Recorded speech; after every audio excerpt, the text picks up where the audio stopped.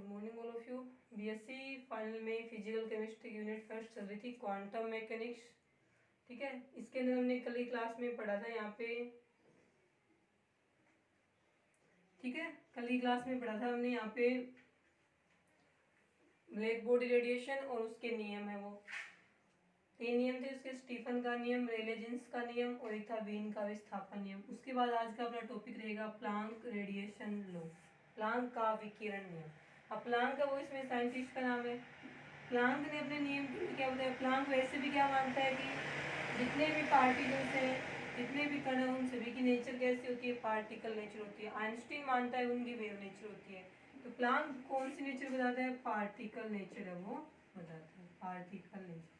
तो प्लांक ने अपने रेडिएशन लॉ था विकिरण नियम, उसमें केवल एक ही बात बताई थी कि विकिरणों की ऊर्जा क्वांटीकृत होती है, विकिरणों की ऊर्जा क्वांटीकृत होती है, जिसका मान एच न्यू के बराबर होता है, जहाँ न्यू इज इक्वल टू हो जाएगा सी अपॉन लेमडा, तो ई इज इक्वल टू हो जाएगा एच सी अपॉन में।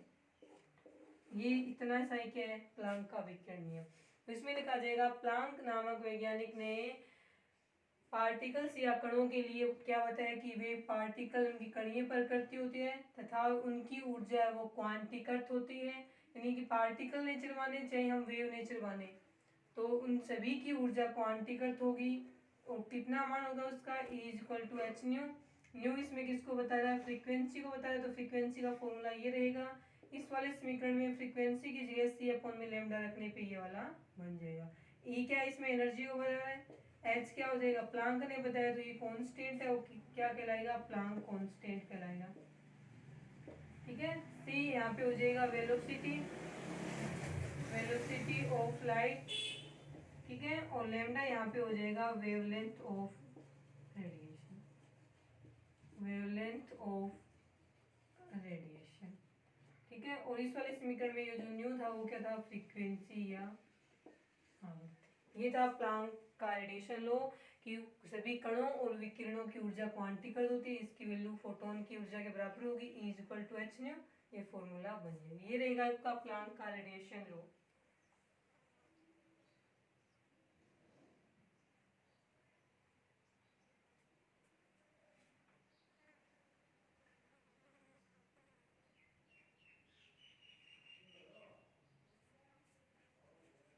ठीक है, उसके बाद देखें photo electric effect, next topic है, इंपॉर्टेंट है। देखें photo electric effect.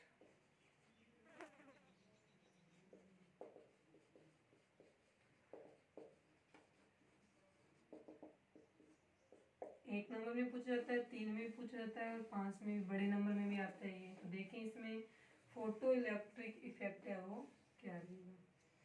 Photo electric effect, सबसे पहले तो हम इसकी क्या पढ़ेंगे, डेफिनेशन पढ़ेंगे। तो देखिए यहाँ पे एक डायग्राम, ये कोई धातु की सतह है, मेटल सरफेस है। इसमें क्या प्रेजेंट, धातुओं में क्या होते हैं, धातुओं की प्रॉपर्टीज होती है कि वे इलेक्ट्रॉन त्याग के धनायन बनाते हैं। धातु की सतह में इलेक्ट्रॉन है वो रहेंगे।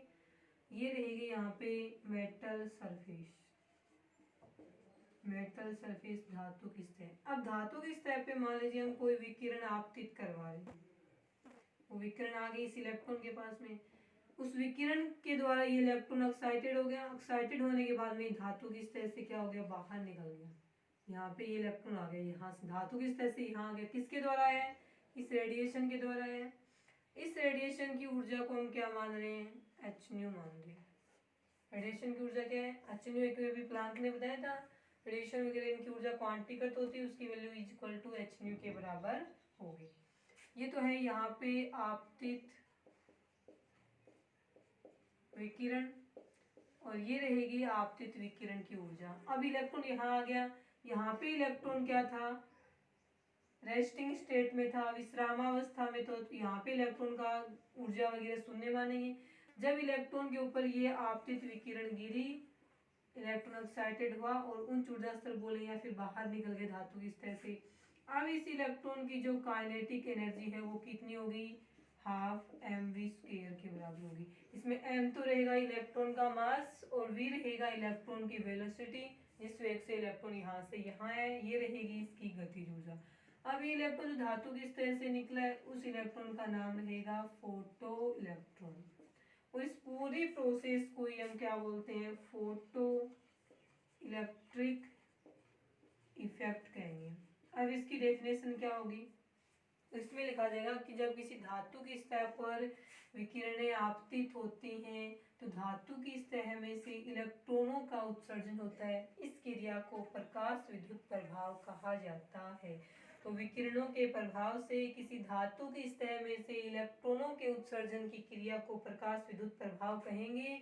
और इस क्रिया में उत्सर्जित होने वाले इलेक्ट्रॉनों को हम क्या कहेंगे, फोटो इलेक्ट्रॉन कहेंगे, जिनकी गतिज ऊर्जा हाफ एम स्क्वायर के बराबर होगी और आपतित विकिरणों की ऊर्जा है वो एच न्यू के बराबर होती है, जहाँ nu equal to C upon lambda, वो बाद की बात है। ठीक है, इतना लिखोगे।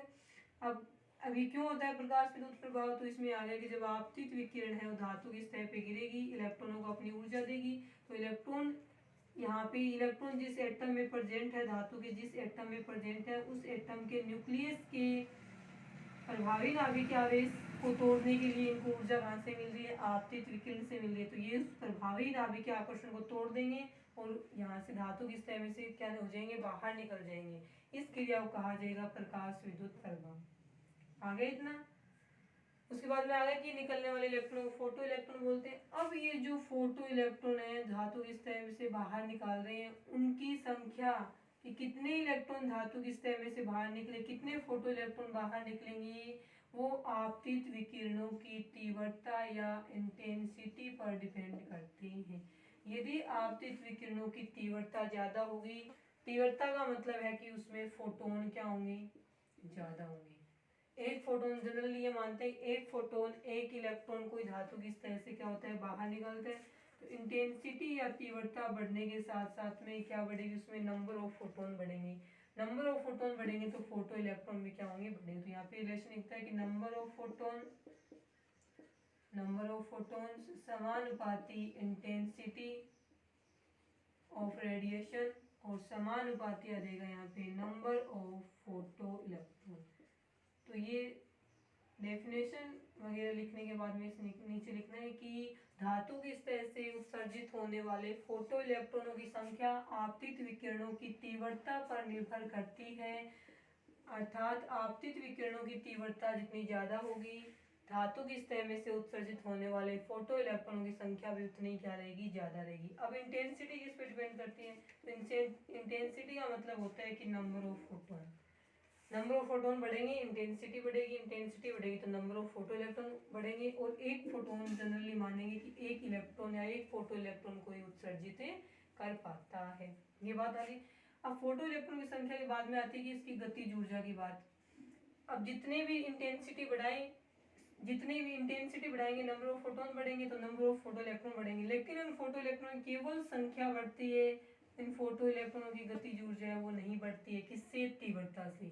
तो फोटो इलेक्ट्रॉनों की जो संख्या होती है वो तो तीव्रता पे डिपेंड करती है, लेकिन फोटो इलेक्ट्रॉनों की जो गतिज ऊर्जा होती है वो तीव्रता पे निर्भर नहीं करेगी। अर्थात जितने भी इलेक्ट्रॉन धातु की सतह से उत्सर्जित होंगे उन सभी की ऊर्जा क्या होगी, समान रहेगी। अब ये बात आती है कि फोटो इलेक्ट्रॉनों की गतिज ऊर्जा किस पे डिपेंड करती है, तो फोटो इलेक्ट्रॉनों की गतिज ऊर्जा है वो आपतित विकिरणों की फ्रीक्वेंसी होती है, आवर्ती, उस पर डिपेंड करती है। ठीक है, ये रहेगा इसमें फोटो इलेक्ट्रॉनों की संख्या जो कि तीव्रता के समानुपाती रहेगी, और उसके बाद में आएगा फोटो इलेक्ट्रॉनों की गतिज ऊर्जा जो कि फ्रीक्वेंसी के समानुपाती होती है। ये था आपका प्रकाश विद्युत प्रभाव। उसके बाद में आता है कि जो प्रकाश विद्युत प्रभाव है वो कौन सी धातुओं के द्वारा दर्शाया जाएगा। जनरली इसमें आता है कि प्रकाश विद्युत प्रभाव है वो बेस मेटल्स यानी क्षारीय धातुओं के द्वारा दर्शाया जाता है। बेस मेटल्स होती हैं एस ब्लॉक के फर्स्ट वर्ग की धातुएं, उनके द्वारा दर्शाया जाएगा। और जिनकी आयनन ऊर्जा कम होती है वे धातुएं आसानी से प्रकाश विद्युत प्रभाव दर्शाएंगी, क्योंकि आयरन ऊर्जा कम होगी तो उनके जो इलेक्ट्रॉन्स होते हैं वो आसानी से बाहर निकल जाएंगे कम ऊर्जा देने से।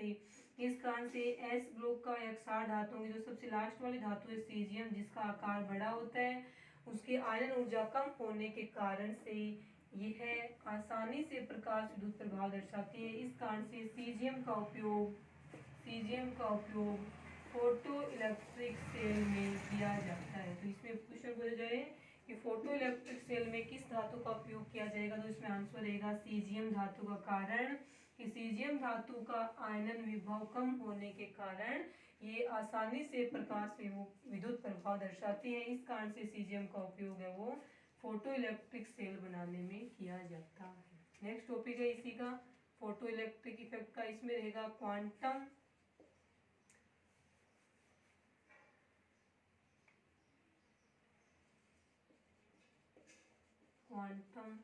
Mechanical explanation of photo electric effect. Hindi में रहेगा इसका नाम प्रकाश विद्युत प्रभाव की क्वांटम यांत्रिकी व्याख्या। प्रकाश विद्युत प्रभाव की क्वांटम यांत्रिकी व्याख्या। तो इसके अंदर देखो आप कि प्रकाश विद्युत प्रभाव की क्वांटम यांत्रिकी के द्वारा किस प्रकार से व्याख्या की गई। यहाँ पे देखो आप कि प्रकाश विद्युत प्रभाव की क्वांटम यांत्रिकी से व्याख्या करें। धातु की सतह, इसमें इलेक्ट्रॉन प्रेजेंट है। यहाँ दूसरी धातु की सतह बना ली, वहाँ पे भी क्या है, इलेक्ट्रॉन प्रेजेंट है। अब धातु की सतह पे हम क्या करें, यहाँ पे मान लें कि इंटेंसिटी क्या है, लो है। जो आपतित विकिरणें हैं उनकी तीव्रता या इंटेंसिटी क्या है, कम है। और यहाँ पे इंटेंसिटी क्या रहेगी, इसकी हाई रहेगी, हाई इंटेंसिटी। और इंटेंसिटी समानुपाती होती है नंबर ऑफ फोटोन के। इंटेंसिटी बढ़ेगी तो नंबर ऑफ फोटोन बढ़ेंगे, और समानुपाती होती है ये नंबर ऑफ फोटो इलेक्ट्रॉन। अब इसको क्वांटम यांत्रिकी से किस प्रकार से समझाया गया वो देखो। यहाँ पे लो इंटेंसिटी है, लो इंटेंसिटी का मतलब नंबर ऑफ फोटोन क्या है, कम है। यहाँ पे मान रहे हैं कि एक ही है नंबर ऑफ फोटोन Hn। ये गिरा, एक इलेक्ट्रॉन यहाँ से उत्सर्जित होगा, ये निकल गया। यहाँ पे हाई इंटेंसिटी है, हाई इंटेंसिटी का मतलब क्या है, नंबर ऑफ फोटोन ज्यादा है। तो यहाँ पे हम दो नंबर ऑफ फोटोन मान रहे हैं Hν, और ये दूसरा दो गिरेंगे तो यहाँ से दो इलेक्ट्रॉन क्या आएंगे, दो इलेक्ट्रॉन यहाँ से क्या हो जाएंगे, उत्सर्जित हो जाती है। तो प्रकाश विद्युत प्रभाव की क्वांटम यांत्रिकी व्याख्या में लिखा जाएगा कि प्रकाश की तीव्रता बढ़ाने के साथ साथ में नंबर ऑफ फोटोन बढ़ेंगे, और नंबर ऑफ फोटोन बढ़ने के साथ साथ में धातु की सतह से उत्सर्जित होने वाले फोटो इलेक्ट्रॉनों की संख्या बढ़ती जाती है। तो यहाँ पे लो इंटेंसिटी थी, एक ही फोटोन था, एक इलेक्ट्रॉन उत्सर्जित हो गया। जबकि यहाँ पे क्या था, हाई इंटेंसिटी का मतलब है नंबर ऑफ फोटोन ज्यादा है। जब नंबर ऑफ फोटोन ज्यादा रहेंगे तो उत्सर्जित होने वाले फोटो इलेक्ट्रॉनों की संख्या भी क्या रहेगी, ज्यादा रहेगी। और एक फोटोन एक इलेक्ट्रॉन को उत्सर्जित करेगा, तो यहाँ पे दो हैं तो ये कितने करेंगे, दो करेंगे। यदि नेक्स्ट यहाँ पे वेरी हाई इंटेंसिटी बनाया जाए तो यहाँ पे फोटोन की संख्या ज्यादा होगी, फोटोन की संख्या ज्यादा होगी तो उत्सर्जित होने वाले फोटो इलेक्ट्रॉन की संख्या वो भी यहाँ पे क्या हो जाएगी, ज्यादा हो जाएगी। ये था इसमें क्वांटम मैकेनिकल एक्सप्लेनेशन उसका फर्स्ट टाइप कि नंबर ऑफ फोटोन है वो किस प्रकार से डिपेंड करते हैं किस पे, इंटेंसिटी पे। इंटेंसिटी किसकी है, ये जो आपतित होने वाली विकिरणें हैं, रेडिएशन, उनकी क्या है ये इंटेंसिटी। उसके बाद में आती बात कि ये जो इलेक्ट्रॉन्स हैं वो उत्सर्जित होंगे तो इनकी जो ऊर्जा की बात आती है वो हम यहाँ पे पढ़ेंगे। उसकी व्याख्या वो भी क्वांटम यांत्रिकी के आधार पे की गई थी। वो देखें यही चल रहा है अभी, क्वांटम यांत्रिकी व्याख्या है वही चल रही है। यदि इसमें हम ग्राफ बनाएं, इंटेंसिटी इस साइड में बना दी इंटेंसिटी, और इस साइड में बना दिया यहाँ पे नंबर ऑफ फोटो इलेक्ट्रॉन। ठीक है, तो इंटेंसिटी बढ़ने के साथ साथ में नंबर ऑफ फोटोन बढ़ जाते हैं। तो इस प्रकार से एक स्ट्रेट लाइन है वो हमें ग्राफ में प्राप्त होती है, क्योंकि नंबर ऑफ फोटोन और इंटेंसिटी एक दूसरे के क्या होते हैं, समानुपाती होते हैं। इस कारण से इन दोनों के बीच में ग्राफ प्लॉट करने पर हमें यहाँ पे एक स्ट्रेट लाइन या सरल रेखा प्राप्त हो जाती है। उसके बाद सेकंड देखिए, इसमें आता है कि ये धातु की सतह, इस धातु की सतह पे हम कोई भी रेडिएशन डाल रहे हैं, आपतित विकिरण है, इसकी जो ऊर्जा है उसको बता रहे हैं Hν से, लेकिन इसकी फ्रीक्वेंसी क्या है, न्यू है। ठीक है, कि तो धातु की सतह इससे इलेक्ट्रॉन उत्सर्जित हों, इसके लिए आवश्यक क्या है कि धातु की जो फ्रीक्वेंसी है, विकिरणों की जो फ्रीक्वेंसी है वो इन धातुओं में उपस्थित इलेक्ट्रॉनों पर जो नाभिक का अट्रैक्शन फोर्स लग रहा है, प्रभावी नाभिक आकर्षण बल, उसको तोड़ने के लिए आवश्यक ऊर्जा के बराबर होनी चाहिए फ्रीक्वेंसी और ऊर्जा में संबंध क्या होता है कि फ्रीक्वेंसी समानुपाती एनर्जी, फ्रीक्वेंसी बढ़ेगी तो ऊर्जा भी बढ़ेगी, और ऊर्जा बढ़ेगी तो जितनी ज़्यादा ऊर्जा हम यहाँ पे इन इलेक्ट्रॉनों को देंगे, धातु की सतह के ऊपर डालेंगे, उतनी ही आसानी से इलेक्ट्रॉन है धातु की सतह में से उत्सर्जित हो जाएंगे और उतनी ही आसानी से हमें प्रकाश विद्युत प्रभाव प्रेक्षित हो जाता है। लेकिन सभी रेडिएशन में ये कैपेसिटी नहीं होती है कि धातु की सतह में से इलेक्ट्रॉन को उत्सर्जित कर पाए, तो उसके लिए आई थी एक थ्रेशोल्ड फ्रीक्वेंसी,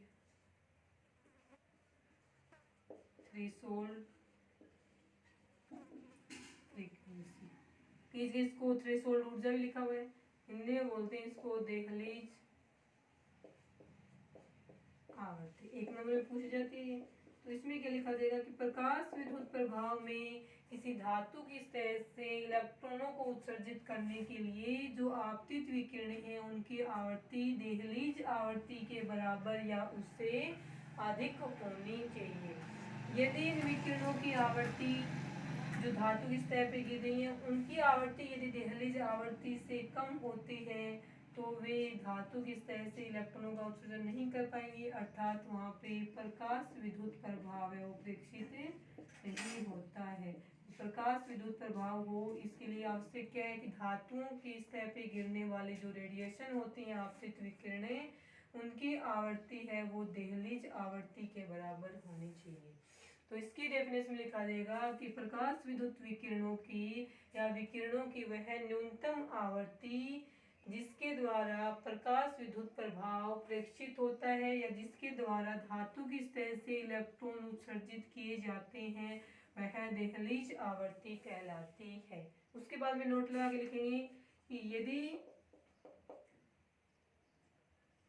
धातु की सतह पे आपतित होने वाली विकिरणों की आवर्ती दहलीज आवर्ती से क्या हो, दहलीज आवर्ती से कम हो, तो वहाँ पे प्रकाश विद्युत प्रभाव है वो फोटो इलेक्ट्रिक इफेक्ट है वो प्रदर्शित नहीं होता है।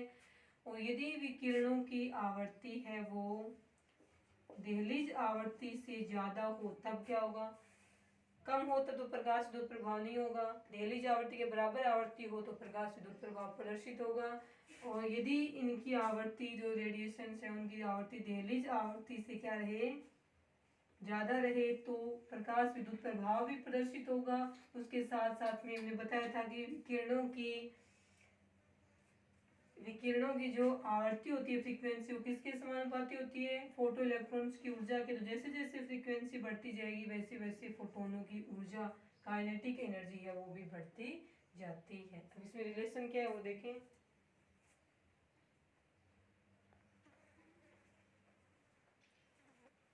इसमें उसके बाद दहलीज आवर्ती अब किस प्रकार से प्रभावित करेगी देखें।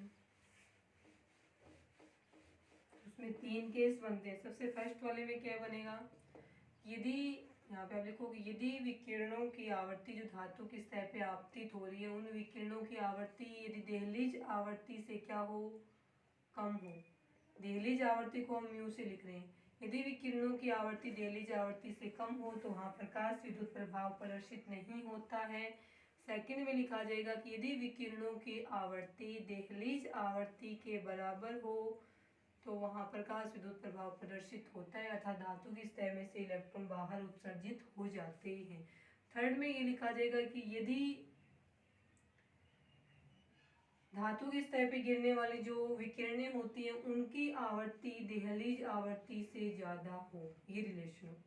ये है दहलीज आवर्ती और प्रकाश धातु की सतह पे गिरने वाली विकिरणों की आवर्ती क्या है, दहलीज आवर्ती से ज़्यादा है, जिसको हम किससे लिख रहे हैं, म्यू नॉट से लिख रहे हैं।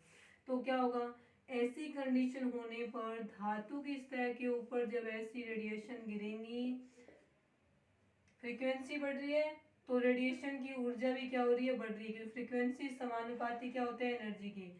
रेडिएशन की एनर्जी बढ़ेगी तो रेडिएशन क्या करेगी कि धातु की सतह से इस इलेक्ट्रॉन को, यहाँ भी क्या हो रहा है, धातु की सतह से इलेक्ट्रॉन से वो बाहर निकल रहे हैं रेडिएशन के आने से, लेकिन यहाँ वाली जो रेडिएशन है उसकी एनर्जी यहाँ वाले की तुलना में ज़्यादा है। एनर्जी ज़्यादा है तो धातु की सतह से इलेक्ट्रॉन तो उत्सर्जित होंगे ही होंगे। इतनी ऊर्जा तो यहाँ भी थी कि इलेक्ट्रॉन उत्सर्जित हो रहे, लेकिन इस रेडिएशन की ऊर्जा यहाँ वाले रेडिएशन से ज़्यादा होने से जितनी ऊर्जा यहाँ पे इलेक्ट्रॉनों का उत्सर्जन करने में काम में आई थी उतनी ऊर्जा यहाँ पे इलेक्ट्रॉनों का उत्सर्जन करेगी, लेकिन अतिरिक्त ऊर्जा जो है एक्स्ट्रा एनर्जी वो इस इलेक्ट्रॉन की गतिज ऊर्जा को बढ़ा देती है। इस समीकरण के ऊपर प्लांक ने अपनी क्वांटम यांत्रिकी से एक समीकरण लागू की और अपनी वो समीकरण दी थी यहाँ पे 12mv² प्लस में phi is equal to hν। यहाँ पे जो इलेक्ट्रॉन से यहाँ पे जो ये रेडिएशन आई है इस रेडिएशन की एनर्जी किसके बराबर होगी, hν के बराबर होगी। ये जो रेडिएशन है जिसकी आवृत्ति दहलीज आवृत्ति से बराबर है उस रेडिएशन की ऊर्जा hν है वो किसके बराबर होगी, फाई प्लस में 12mv²।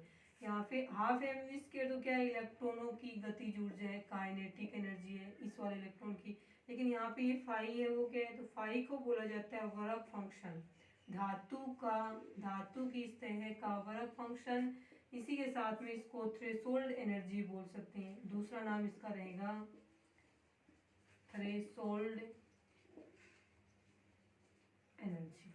ठीक है, और इसकी वैल्यू किसके बराबर होती है, किसके लिए, ये hν0 वाली आवृत्ति के लिए, तो इसके लिए वैल्यू रहेगी hν0। इसकी थ्रेशोल्ड ऊर्जा किसके बराबर होगी, hν0 के। अब यदि इसको एक नंबर समीकरण माने, इसको दो नंबर समीकरण माने, तो फ्रॉम इक्वेशन 1 एंड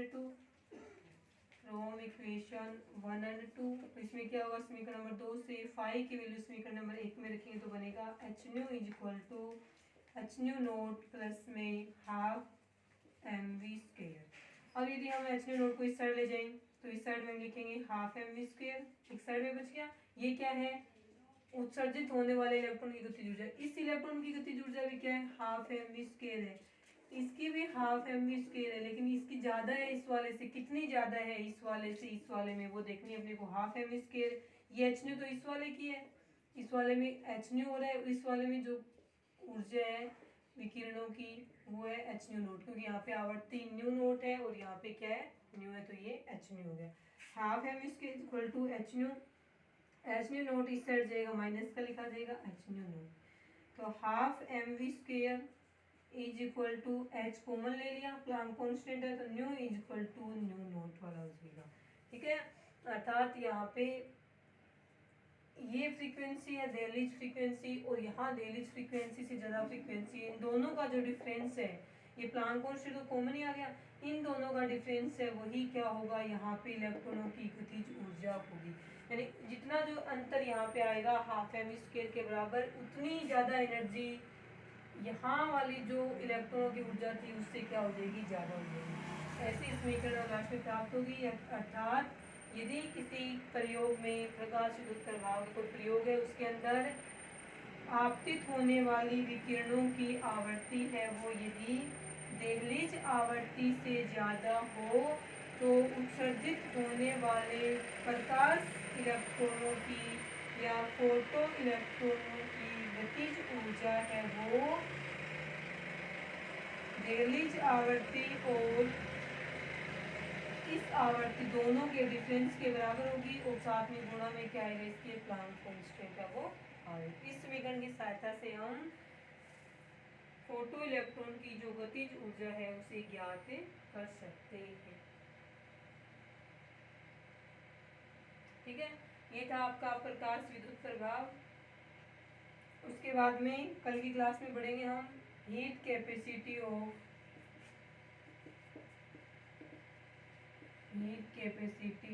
सॉलिड्स, ठोसों की ऊष्माधारिता। ये कल का टॉपिक रहेगा। आज के लिए इतना ही।